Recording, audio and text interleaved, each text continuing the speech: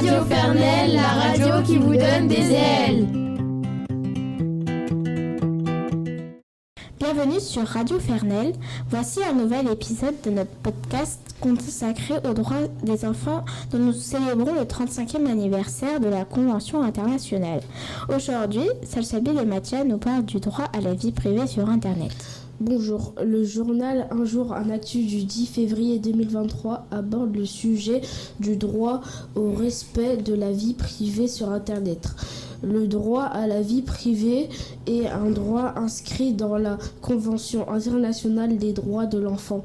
Les actions que l'on fait sur Internet ou sur les réseaux sociaux et qui concernent notre vie privée ou celle de nos proches ou de nos amis doivent être faites avec prudence et respect.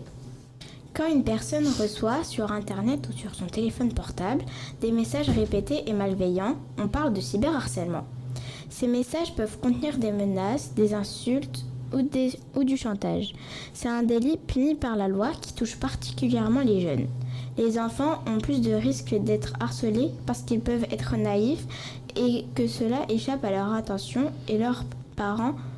Ils sont donc des proies plus faciles à influencer. Les filles sont davantage victimes que les garçons des insultes et des rumeurs sur les réseaux sociaux.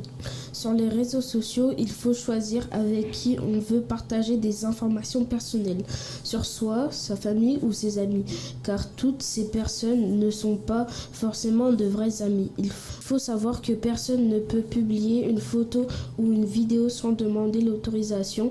Personne n'a le droit de tenir des propos injurieux à l'égard d'une personne ou d'une communauté, avoir des propos racistes par exemple. Comme pour le harcèlement scolaire, le cyberharcèlement peut laisser des séquelles aux personnes qui en sont victimes.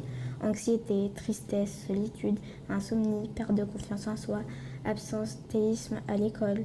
C'est une situation douloureuse qui peut conduire à la dépression, voire à des conduites suicidaires.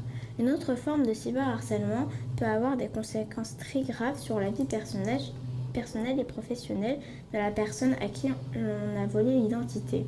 Elle doit prouver qui elle est et attendre parfois des années pour retrouver sa propre identité. Le cyberharcèlement est un délit puni par la loi en France. Une personne qui ne respecte pas ton droit à l'image risque 45 000 € d'amende et 1 an de prison. Tu peux téléphoner au 3018 ou aller sur le site e-enfance.org. Tu peux demander à la personne qui a publié ta photo sur Internet de l'effacer. Si elle ne le fait pas, tes parents peuvent porter plainte. Merci pour votre écoute et à bientôt sur Radio Fernel.